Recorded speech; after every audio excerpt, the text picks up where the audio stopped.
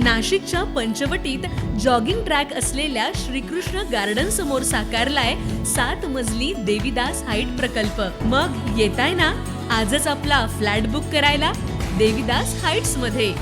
आमचा मोबाईल क्रमांक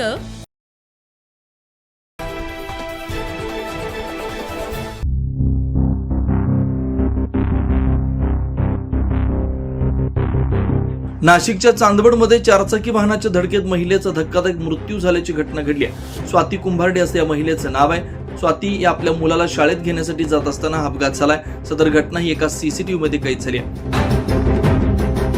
आपण दृश्यांमध्ये बघू शकता की स्वाती या रस्त्यानं पायी जात असून त्यांच्या पाठोपाठ एक दुचाकी आली।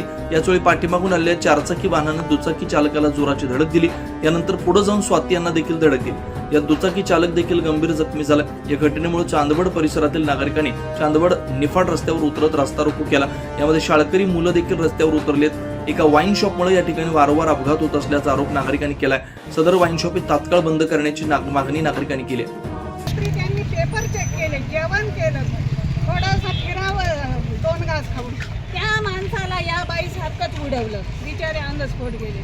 परत तुम्हाला सांगू अशा अनेक घटना झालेल्या आहे आजपर्यंत। आपण घरात राहतो माहीत होत नाही, बाहेर लोक ॲम्ब्युलन्स बोलवलं उचलून नेतात, कोणी जगतं कोणी जातं। किती घटना झाल्या आजपर्यंत, मोजावर आहे का तुमची नोंद आहे पोलीस स्टेशनला, नगर परिषदला? काय करते नगर परिषद सुद्धा? का बरं तुम्हाला हप्ते मिळतात का या दुकानाचे? हे दुकान आज उघडलं गेलं नाही पाहिजे आजपासून। नगर परिषदेने याची एनओसी रद्द केली पाहिजे। याआधी देखील हे वाईन शॉप बंद करण्यासाठी नागरिकांनी आंदोलन केलंय। आजच्या रस्ता रोकोमुळे रस्त्यावर दोन्ही बाजूने मोठ्या प्रमाणात वाहतूक कोंडी निर्माण झाली होती। त्यामुळे अनेकांचा जीव घेणार आणि संसाराची राखरांगोळी करणारं हे वाईन शॉप तात्काळ बंद होणार का, तसेच यावर कुठल्या प्रकारची कारवाई स्थानिक प्रशासन करणार हे बघणं महत्त्वाचं असणार आहे। 9 न्यूज महाराष्ट्रासाठी प्रतिनिधी आम्रपाली बाग, मालेगाव।